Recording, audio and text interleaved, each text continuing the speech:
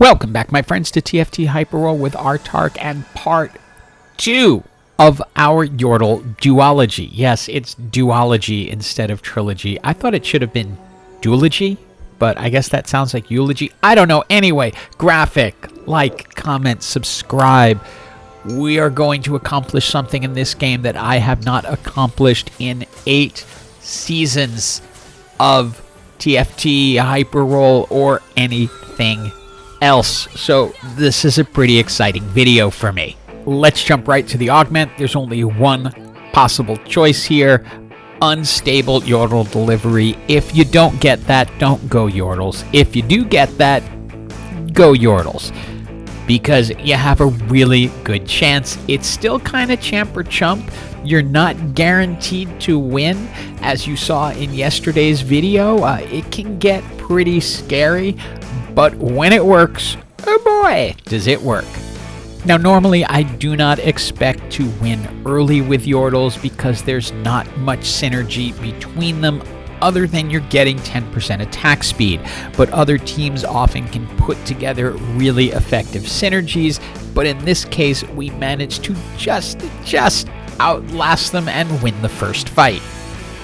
Item choice, it is so tempting to grab the loaded die here and just try to speed up the Yordle delivery, but needlessly large rod works with that bow to create a rage blade, so we're just going to try to stick in that direction because that will work on either Yordle gunners or Yordle multicasters. Now, this is what I'm used to from a starting Yordle team. You're just going to get rolled because you have other teams with decent synergy. In this case, they have Ionia and an additional Juggernaut emblem, so they're able to get through us without losing a single person. Now, since this game gave us a 2-star Talia before it ever gave us a Jinx or a Jace or anything that would fit gunners, we went ahead, put the Rage Blade onto Teemo, locked for the 2-star Talia, accepted the fact we're still going to lose for a bit, but we have a backup. Item-wise, my favorite combination for Teemo is to go with the Rage Blade, blue buff, and then damage amplifier, so we now have everything we need for the blue buff that we can add on whenever we feel like it. We can take out Tristana, add in Talia, so we're ticking multicaster but still not losing our Yordle buff. And while I hoped getting multicaster in there may give us a chance, yeah, I was a fool to dream in this case because that little 1-star Yordle ain't holding up, and Talia, well, she's not gonna do so either, so yep, just more losses at this point.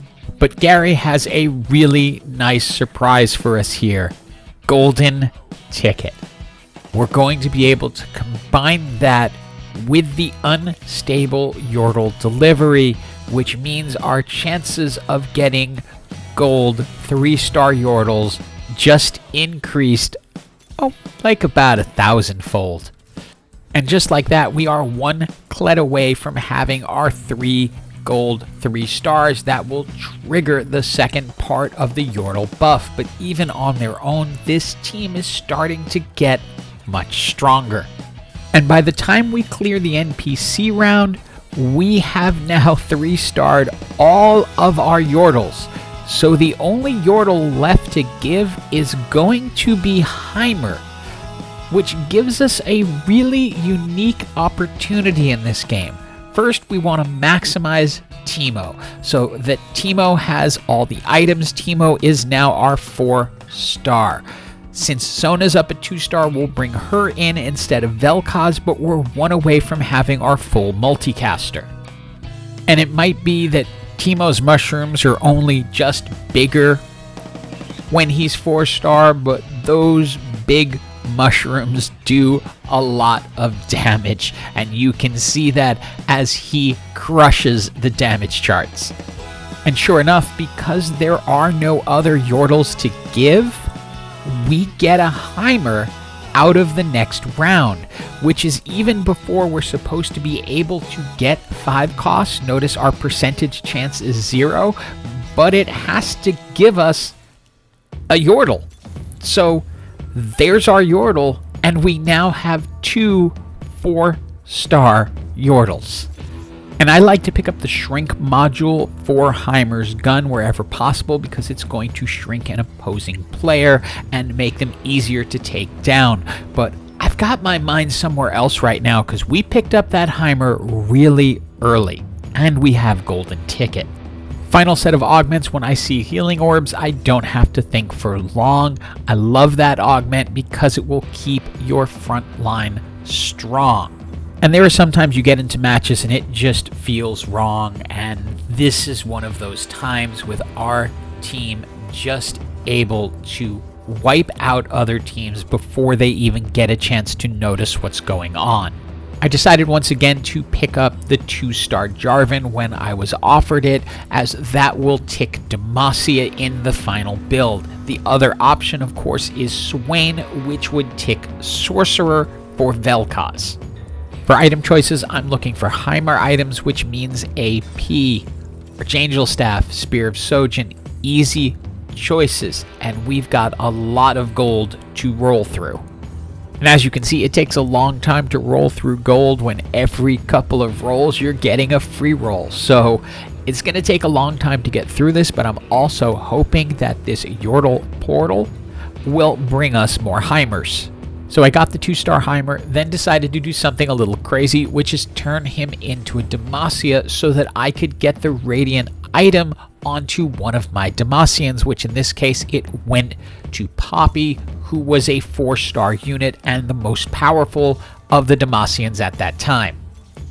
And again, this team is just sinister because the healing orbs are going to help keep the front line up just long enough for the back line to do so much damage to the opposing team that they don't stand a chance.